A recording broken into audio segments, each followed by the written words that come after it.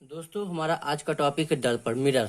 चलिए आज हम लोग पढ़ेंगे दर्पण क्या होता है। आप लोग अच्छे से समझेंगे दर्पण के बारे में। इसके बाद आपका ये चैप्टर समाप्त हो जाएगा और हम लोग अगले दिन से शुरू करेंगे आपका नया चैप्टर। ठीक है, तो चलिए स्टार्ट करते हैं। दर्पण मिरर, यदि किसी चिकने पारदर्शी माध्यम तल के एक पृष्ठ पर कलई अथवा लाल ऑक्साइड का लेप करके दूसरे पृष्ठ को परावर्तक पृष्ठ बना दिया जाए तो यह निकाय दर्पण कहलाता है। आप लोग समझ रहे होंगे मैं क्या कह रहा हूँ कि आप लोगों ने देखा होगा, आप लोगों ने घर पर देखा है। मैं आपको समझा रहा हूँ अच्छे से। ये मान लीजिए शीशा है, देखिए ये क्या है, ये एक शीशा है। ठीक है, तो आप लोगों ने घर पर क्या देखा, इस तरफ तो प्लेन रहता है परंतु इस तरफ पॉलिश किया हुआ रहता है।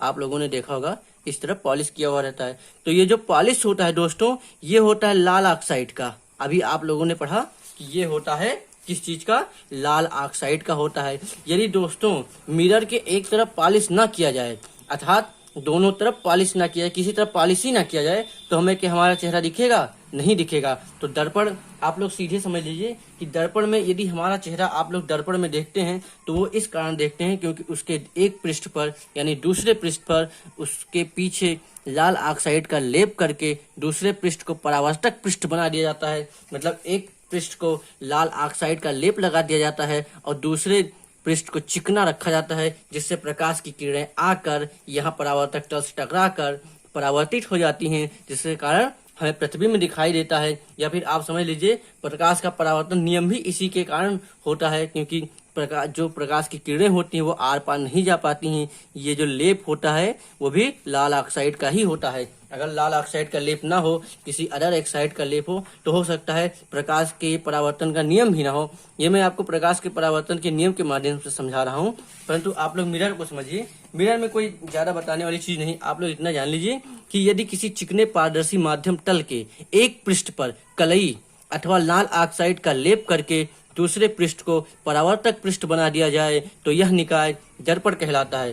दोस्तों आप लोग दर्पण अच्छे से समझ चुके होंगे। मैंने लगभग सभी लेक्चर में दर्पण से ही संबंधित बातों को आपको बताया है। ठीक है, तो दर्पण को उनकी आकृति के अनुसार दो भागों में बांटा गया है। दर्पण को उनकी आकृति के अनुसार उनको दो भागों में बांटा गया है। अब आप लोग जानेंगे वो कौन कौन से दो भाग हैं। तो दोस्तों देखिए, पहला होता है समतल दर्पण प्लेन मिरर और दूसरा है गोलीय दर्पण स्फेरिकल मिरर। ठीक है, तो आप लोगों को मैं बता दूं, ये जो हमारा प्लेन दर्पण है इसके बारे में हम इसी लेक्चर में पढ़ेंगे, और ये जो दूसरा हमारा है गोलीय दर्पण, ये हम जब आपका नया चैप्टर स्टार्ट करेंगे तो यहीं से स्टार्ट करेंगे, क्योंकि हमारा जो नया चैप्टर है वो गोलीय दर्पण से ही स्टार्ट होगा। ठीक है, तो जो भी चैप्टर मैं स्टार्ट करूंगा उसमें मतलब जो भी चैप्टर आपका आएगा रिफ्लेक्शन ऑफ स्फेरिकल सरफेस, ये जो हमारा अगला चैप्टर होगा, इसमें गोलीय दर्पण से ही संबंधित बातें बताई गई हैं। तो इसलिए इसके लिए आप परेशान नहीं होंगे, कोई कमेंट नहीं करेंगे।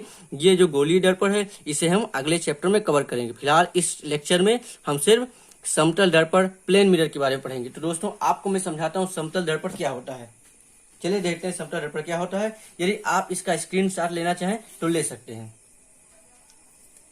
आइए दोस्तों अब चलते हैं हम लोग अपने अगले टॉपिक पर, समतल दर्पण।